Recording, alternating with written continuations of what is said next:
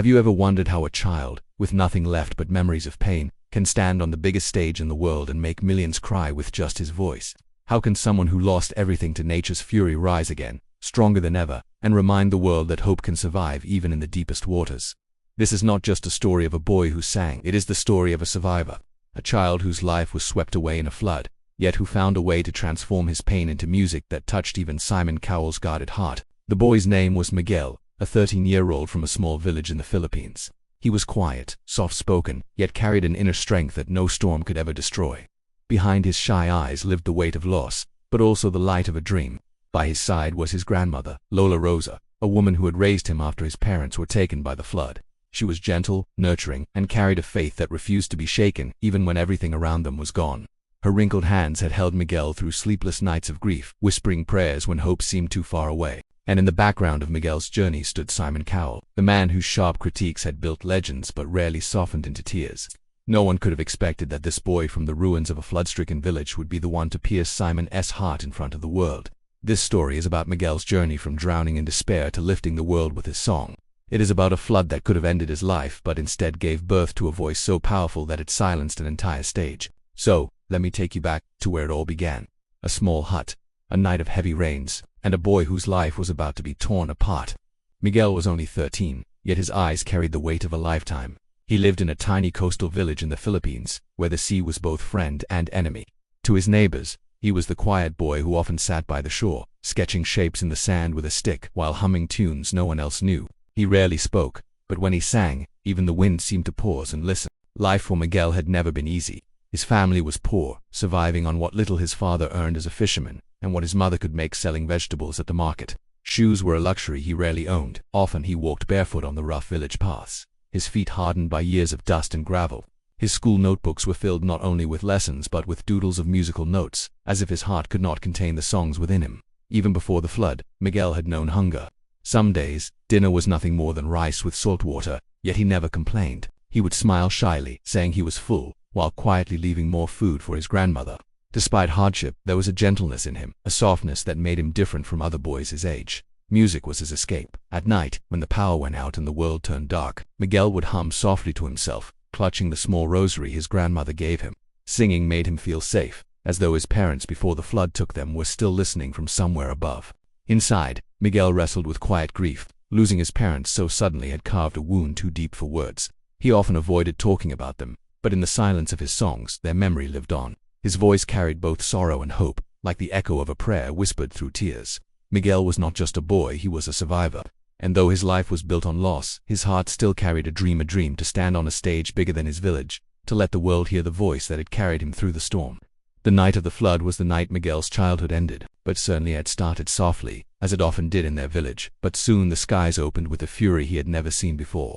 Rivers swelled, roads disappeared, and the sea rose like a monster from the dark. Miguel remembered clinging to his mother's hand, the water pulling at their legs as his father struggled to carry his grandmother to higher ground. In a single, cruel rush of water, everything was torn away. When the storm passed, silence followed, silence heavier than the roaring winds. Miguel was pulled from the wreckage by rescuers, but his parents were never found. That emptiness carved a hollow space inside him that nothing could fill. At 13, he had lost not just his home, but the two people who had been his world. His grandmother, Lola Rosa, became his only anchor. Yet even as she tried to comfort him, Miguel often felt alone.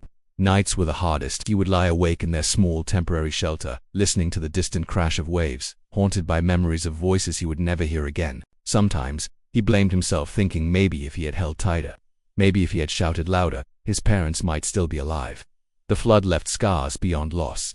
Poverty deepened, their home was gone, their belongings washed away. Miguel had to stop school for a time, working odd chores in the village just to help Lola Rosa buy rice.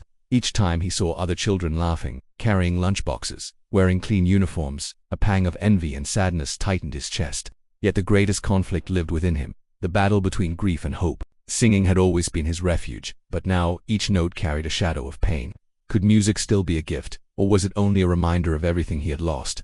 Miguel's voice was his strength, but it was also his burden. Every song reminded him of love, loss, and loneliness. And deep inside, he wondered, was there truly a place in this world where his voice could matter? It was during one of those heavy evenings, when Miguel sat outside their small shelter, staring at the horizon, that the turning point quietly arrived. The sky was painted with the colors of dusk, Yet inside him, everything still felt gray. He had stopped singing for weeks, convinced that music was now a cruel reminder of what he had lost. His grandmother worried, but said nothing until one night, she placed a small battered radio in front of him. The radio was old, rescued from the flood's wreckage. Its sound cracked and hissed, but when Lola Rosa turned the dial, a familiar melody filled the air. It was a recording of a Filipino singer performing on a global stage, his voice echoing with strength and pride. Miguel froze. The singer was not rich, not famous before, but his voice carried him across oceans. In that moment, Miguel felt something stir inside him, the realization that maybe his voice, too, could carry him farther than the ruins of his village. That night, he sang again for the first time since the flood. His voice trembled, thick with grief, but as he sang, Lola Rosa's eyes glistened with tears. She whispered that his gift was not just for himself, it was for the world.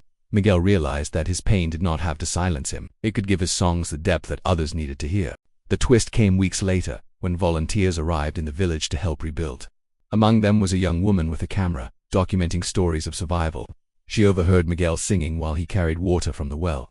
Captivated, she recorded him and uploaded the video online.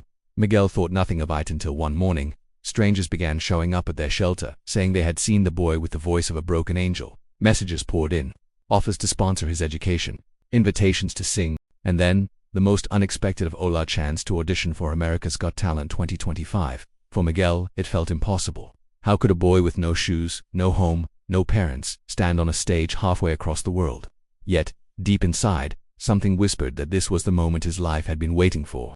The invitation to audition for America's Got Talent felt like a miracle, but for Miguel it also felt like a burden too heavy to carry. He had never left his village, never seen airplanes, never stood before a crowd larger than his school assembly. The thought of singing on a stage broadcast to millions terrified him. Each night, as he lay awake beside his grandmother, questions flooded his heart. What if my voice breaks? What if they laugh at me? What if I fail? The days leading up to his journey were not easy. Money was scarce, and Miguel had to rely on the kindness of strangers who had seen his video. Donations trickled in, and with each peso, Miguel felt both gratitude and pressure. People believed in him, but he struggled to believe in himself. He practiced relentlessly, though. At dawn, he would sit on the hill overlooking the sea, singing into the wind as if sending his voice back to the parents he lost. At night, under the dim glow of a borrowed flashlight, he scribbled down lyrics and whispered melodies, trying to mold his pain into something beautiful. Each song carried fragments of his story: the rushing water, the silence after the storm, the ache of missing faces.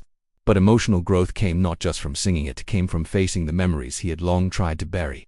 Miguel slowly realized that his songs were not only about loss, they were about survival. He learned that grief could either chain him to sorrow or lift him into purpose. With every note, he began to forgive himself for surviving when others had not. His grandmother, watching from the side, reminded him gently that his voice was not just his own, it was a gift entrusted to him. For the first time since the flood, Miguel began to believe that maybe he was not cursed by loss but chosen to carry a story the world needed to hear. And so, with trembling hands and a fragile but determined heart, Miguel prepared to leave his small village, stepping into a future far bigger than he had ever imagined.